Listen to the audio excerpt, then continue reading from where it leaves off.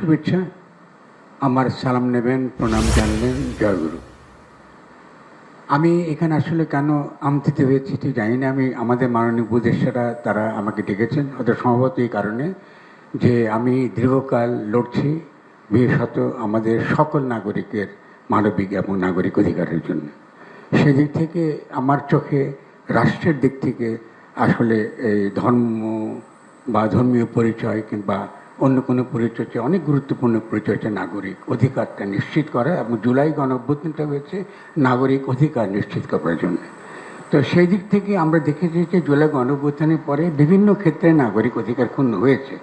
এটা আমরা একটা বড় ঘটনা, একটা অভূতপূর্ব বিপ্লব দিয়ে গেছি, এবং এটা একটা নানান কারণে আমাদের শিথিলতা আছে, আমাদের দুর্বলতা আছে, কিন্তু সেই সুযোগটা কিছু কিছু শক্তি আমাদের দেশের ভেতরে এবং দেশের বাইরে তা এটা গ্রহণ করতে চাইছে, এবং বর্তমান সরকারকে আনস্টেবল করবার তাদের একটা অত্যন্ত পরিষ্কার একটা আমরা দেখছি তাদের একটা পরিকল্পনা আছে। সেই থেকে আমার প্রথম যে কথাটা হবে, আমাদের সকলকে অনেক বেশি সতর্ক হতে হবে, এবং ইস্যুটা শুধুমাত্র যে এই আমাদের সম্প্রীতি, ধর্মীয় সম্প্রীতি ব্যাপারটা তা নয়।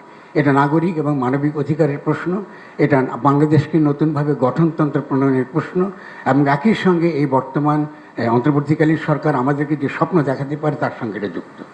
এবং এটার সঙ্গে আমি আর দুইটা কথা দিয়ে যোগ করবো, যেহেতু সময় অত্যন্ত কম, আসলে অনেক আলোচনা করার দরকার আছে। আমি এখানে কিন্তু সনাতন যে জোটটা হয়েছে, সম্মিলিত জোট, তাদের কাউকে এখানে আছেন কিনা আমি দেখছি না। কারণ বাংলাদেশের এখনকার সংকটে সবচেয়ে গুরুত্বপূর্ণ যারা আছেন তারা হলো সনাতন যে জোট, সম্মিলিত জোট তারা, এবং তাদেরই যে নেতা চিন্ময় কৃষ্ণ দাস, তিনি ইতিমধ্যে সরকার তাকে গ্রেফতার করেছেন রাষ্ট্রদ্রোহিতার অভিযোগে। এখন রাষ্ট্রদ্রোহিতা একটা কিন্তু ব্রিটিশ আইন, এবং আমরা কিন্তু জুলাই গণঅভ্যুত্থানের পরে এই ধরনের আইন নাগরিকত্বের উপর প্রয়োগ হবে এটা কিন্তু আমরাও আশা করি না যারা জুলাই অভ্যুত্থানের সঙ্গে যুক্ত ছিলেন। ফলে এখানে আইনগত দেখতে হচ্ছে যে একজন ব্যক্তি এখানে আপনার তার বিরুদ্ধে অভিযোগ করেছে, যে অভিযোগে করা হোক না কেন, তিনি একজন একটা বিএনপি, তিনি একজন সদস্য, এবং সেই সদস্য করেছে, পরবর্তীকালে বিএনপি আবার তাকে বরখাস্ত করেছে, তার দল থেকে বহিষ্কার করেছে, কিন্তু তার এই মামলাটা তোলা হয় নাই। ফলে দেখা যাচ্ছে এখানে একটা রাজনৈতিক দলেরও এখানে একটা উস্কানি রয়েছে পরিষ্কার, যেটা আমাদেরকে পরিষ্কার হতে হবে যে কেন এই মামলাটা করা হলো, এবং যদি তারা বহিষ্কারই করে থাকেন তাহলে সেই মামলা কেন তারা উঠে তারা করেন। ফলে আমাদের কাছে প্রশ্ন এসে গেছে, যারা আমরা জুলাই অভ্যুত্থানে ছিলাম এবং আমাদের উপদেশের মধ্যে অনেকে আছেন, তাদের জীবন ঝুঁকি নিয়ে আমরা এই কাজটা করেছি। ফলে যারা বাংলাদেশকে অস্থিতিশীল করছে এরা কিন্তু বাংলাদেশের ভেতরে, আমি কলকাতার কি তাদের যে একটা অত্যন্ত নিম্ন শ্রেণীর আপনি কী বলে গণমাধ্যম কী প্রচার করছে, এটা ইরেলেভেন্ট আমাদের জন্য। আমরা জানি যে ভারতের যে তাদের যে সত্যিকারে যারা তারা সিদ্ধান্ত গ্রহণ করেন তাদের ব্যাপারটা ভিন্ন রকম। ফলে আজকে এখানকার যে বিভিন্ন ধর্মের সঙ্গে সম্পর্কের প্রশ্নটা একই সঙ্গে একটা ভূরাজনৈতিক প্রশ্ন হয়ে উঠেছে, এবং এটা বাংলাদেশের জন্য অত্যন্ত বিপজ্জনক। এবং আমি অত্যন্ত ক্ষোভের সঙ্গে এটা বলবো যে আমাদের এই ব্যাপারটা হ্যান্ডেল করাটা, এটাকে এনগেজ করাটা, যারা আমাদের দুঃখ পেয়েছেন, কোনো কারণে মনে করছেন তাদের নাগরিক মানবিক অধিকার ক্ষুণ্ণ হয়েছে, তাদের সঙ্গে কথা বলবার জন্য আমরা রয়েছি নাগরিকরা, আমরা এই গণ অভ্যুত্থানের সঙ্গে যারা যুক্ত, আমরাই রয়েছি তাদের সঙ্গে কথা বলার জন্য। সেক্ষেত্রে যদি আইনের দ্বারা, ব্রিটিশ আইনের দ্বারা একজন নাগরিককে, এবং তিনি একজন সন্ত, এর আগে এখানকার সনাতন ধর্মাবলম্বীদের বিভিন্ন রাজনৈতিক দল বিভিন্নভাবে ব্যবহার করেছে, এবং তারা সেই বিভিন্ন ব্যবহারের থেকে তারা বেরিয়ে এসে তারা আজকে এই ছাত্রদের এই আন্দোলনের সমর্থন দেবার জন্যে তারা নৈতিকভাবে যেমন তারা তৈরি, একই সঙ্গে এই সরকারকে তারা সমর্থন দেবার জন্য তৈরি।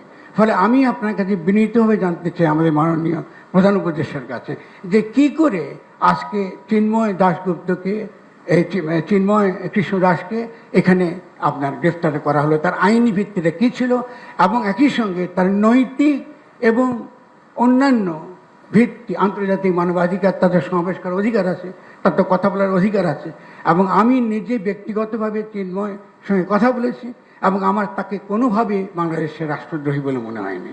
তাদের কিছু অভিযোগ আছে, এবং এর আগে বিভিন্ন রকম রাজনৈতিক দলগুলো তাদেরকে ব্যবহার করেছে, অত্যন্ত খারাপভাবে ব্যবহার করেছে। এই মানুষটি সেই ব্যবহার থেকে বেরিয়ে এসে, যেহেতু সে একটা সন্ত, একজন সাধু, তিনি এসে চেষ্টা করছেন সকলের সঙ্গে মিশে এটা করতে, ফলে তার কোনো কোনো কথার মধ্যে আমাদের হতে পারে আমরা দ্বিমত করতে পারি, অমত করতে পারি, তর্ক করতে পারি, কিন্তু অবশ্যই তিনি বাংলাদেশের রাষ্ট্রদ্রোহী, বাংলাদেশকে ধ্বংস করতে চায় এরকম কোনো রকম তৎপরতার সঙ্গে যুক্ত আছে। এটা আমার কাছে কোনো প্রমাণ নেই, অন্তত আমার কাছে নেই। যদি আমাদের স্বরাষ্ট্র মন্ত্রীর কাছে থাকে আমি আনন্দ চিত্তে এটা দেখব। তো আমি মনে করি যে এই যে একটা বড় বিপদের মধ্যে আমরা বাংলাদেশকে ফেলে দিয়েছি, এই বিপদটা আমরা উদ্ধার পাওয়াটা এখন অত্যন্ত গুরুত্বপূর্ণ। আজকে যে ভাবমূর্তি নষ্ট হয়েছে আমাদের, আমি অত্যন্ত দুঃখের সঙ্গে কথাটা বলছি। এতগুলো মানুষ মারা গেল, এতগুলো ছেলে পঙ্গু হয়ে রয়েছে, সেখানে আমরা এখানে বাংলাদেশকে একটা জঘন্য দেশ হিসেবে, যেখানে সংখ্যালঘুরা নিরাপদ নয়, এইভাবে আমরা আমাদেরকে আজকে সারা পৃথিবীতে আগে করা হচ্ছে। অথচ এই ধরনের লোকদেরকে, চিন্ময় যিনি যে সন্ত, তাকে নিয়ে আজকে সারা পৃথিবীকে বলতে পারতাম যে বাংলাদেশের সংখ্যালঘুরা আপনার মোটো আপনার অনিরাপদ নয়, তাদের উপর যে নির্যাতন হয়েছে, নিঃসন্দেহে সেই নির্যাতনের একটা অবশ্যই তার একটা বিহিত হবে। এখানে দেবত্ব সম্পত্তি দখল হয়েছে আওয়ামী লীগের আমলে। এখানে আমি জানি যে আরও যারা আছেন, বৌদ্ধ আছে, বিভিন্ন বৌদ্ধ মঠ আছে, বৌদ্ধ বিহারের কথা বলা আছে, এগুলো তো দখল হয়েছে এর আগে সরকারের আমলে। তবে এই সরকার তো উচিত ছিল এই যে বিষয়গুলো যেগুলো তারা আন্তরিকভাবে হাজির করার চেষ্টা করছেন, এটা মনোযোগ দিয়ে শোনা। তো আমি বিনীতভাবে অনুরোধ করবো। তাছাড়া আরেকটা কথা বলি, মাজার ভাঙ্গা হচ্ছে, মাজার ভাঙ্গা হচ্ছে। যারা মাজার ভাঙতে, আমি গত কদিন আগে মাজার ভাঙ্গা হয়েছে, একটার পর একটা মাজার ভাঙ্গা হয়েছে, যেটা একদম ইসরায়েলি নীতিতে। ইসরায়েলও কিন্তু যেটা করে দক্ষিণ আপনার ওয়েস্ট ব্যাংকে, যে এখানকে ইসলামের যে ইতিহাস, চারদিক ইতিহাসে পীর মুর্শেদ অলি আউলিয়ারা তারা যে ভূমিকা রেখেছেন, সে ঐতিহ্যকে মুছে ফেলা, ইতিহাসকে মুছে ফেলা, স্মৃতিকে মুছে ফেলা। শাহপুরানের মাজারকে ধ্বংস করা হয়েছে, এরপর একটা পর একটা মাজার ধ্বংস করা হচ্ছে। কিন্তু এই সরকারের দিক থেকে আমরা কিন্তু কোনো প্রকার সত্যিকারের শক্ত কোনো অবস্থান দেখি না। যারা মাজার ভেঙেছে, আমি স্বরাষ্ট্র মন্ত্রণালয় থাকলে প্রশ্ন করতাম, তারা যারা ভেঙেছে তাদের বিরুদ্ধে কোনো মামলা হয় না, তাদের কাউকে তো গ্রেফতার করা হয় না। তাই এটা তো চলতে পারে না রাষ্ট্রীয়ভাবে। তো আজকে আমরা যে জায়গায় পৌঁছেছি, আমি এখানে যারা হাজির হয়েছেন, মূলত যারা স্টেক হোল্ডার, যারা মূলত দাবি তুলছেন যে তাদের যে সকল অধিকার রয়েছে, তারা নাগরিক অধিকার আছে, মানবিক অধিকার আছে, সমাবেশ করার অধিকার আছে, অনেক ক্ষেত্রে আমাদের সঙ্গে তাদের একমত নাও। ধন্যবাদ। কিন্তু আলোচনা করবার একটা পরিবেশটা তৈরি করার জন্য আমি শুধুমাত্র বিনীত অনুরোধ জানাবো যে চিন্ময় কৃষ্ণ দাসের বিরুদ্ধে সত্যিকারের কোনো অভিযোগ যে না থাকে, প্রথম কাজ হচ্ছে তাকে মুক্তি দেওয়া, তাকে জামিন না দেওয়াটা due process of the law এর লঙ্ঘন।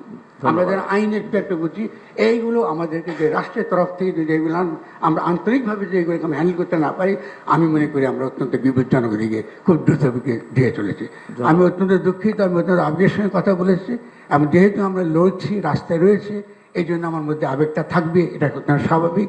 আমি সবাইকে আবার ধন্যবাদ জানাচ্ছি আমার পক্ষ থেকে, আপনারা সকলে সালাম জানাই। সবাই